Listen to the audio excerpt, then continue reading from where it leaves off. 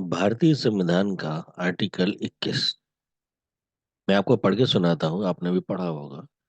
Article 21 of the Indian constitution provides for the fundamental right to life and personal liberty, and its interpretation by the Indian judiciary had significantly impacted the protection of individuals' rights in India.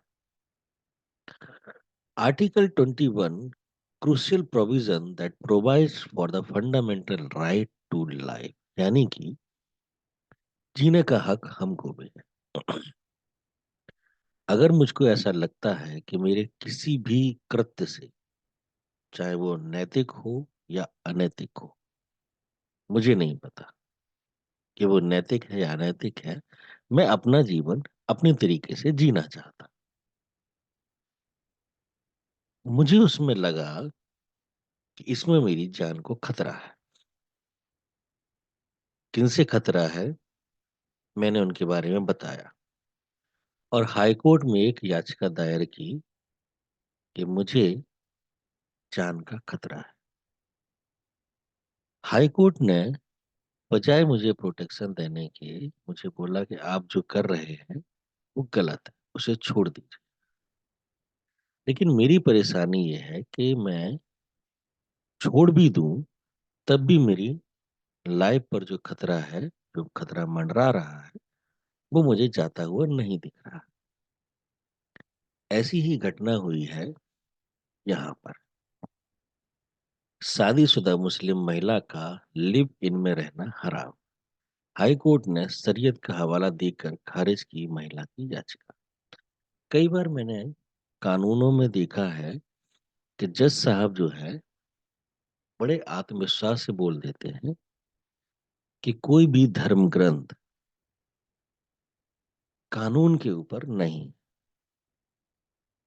इस पूरी news में जज साहब का कहीं नाम नहीं दिया गया, लेकिन मुझे पूरी जानकारी तो नहीं है, लेकिन एक अनुमान है कि ये निर्णय निष्पक्ष नहीं। कारण इसमें ये है कि यहाँ पर महिला को सुरक्षा देने से इनकार।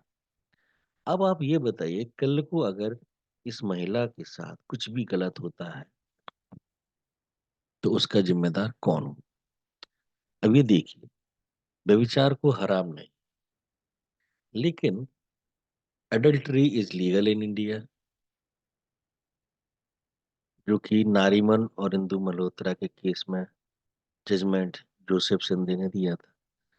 अडल्ट्री अगर भारत में हराम नहीं है, मतलब व्यभिचार अगर इलीगल नहीं है, तो फिर यहाँ पर क्यों सडनली?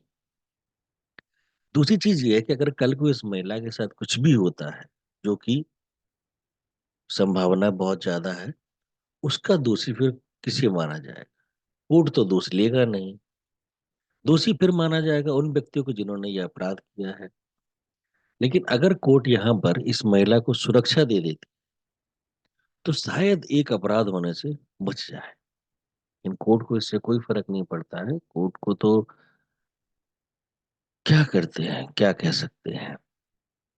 खैर कोई बात नहीं, ये निर्णय निष्पक्ष नहीं है, पहली चीज। क्योंकि ये कहीं ना कहीं फ्रीडम ऑफ लाइफ से जुड़ा हुआ है, जो कि संविधान हमको देता है और जिसकी रक्षा करना कोर्ट का काम है। दूसरी चीज ये है कि कल को अगर इसके साथ कुछ गलत होता है तो उसका जिम्मेदार कौन है, ये जिम्मेदारी कहीं तय नहीं की है। कोर्ट इससे साफ। मेरा सिर्फ प्रश्न ये है कि क्या इस महिला को सुरक्षा मिलनी चाहिए थी या नहीं मिलनी चाहिए थी? क्योंकि सारे लॉ मैंने आपके सामने खोल के रखे। आर्टिकल 21 जीवन का अधिकार, अडल्टरी लीगल है इंडिया में और कानून से ऊपर कोई नहीं। और अगर कल को इस महिला के साथ कैसी भी दुर्घटना होती है तो उसका जिम्मेदार कौन होगा? ये कुछ ज्वलंत प्रश्न है जिनके उत्तर किसी के पास नहीं है, मेरे पास भी नहीं है। आपके पास हो तो जरूर बताइए। Thank you.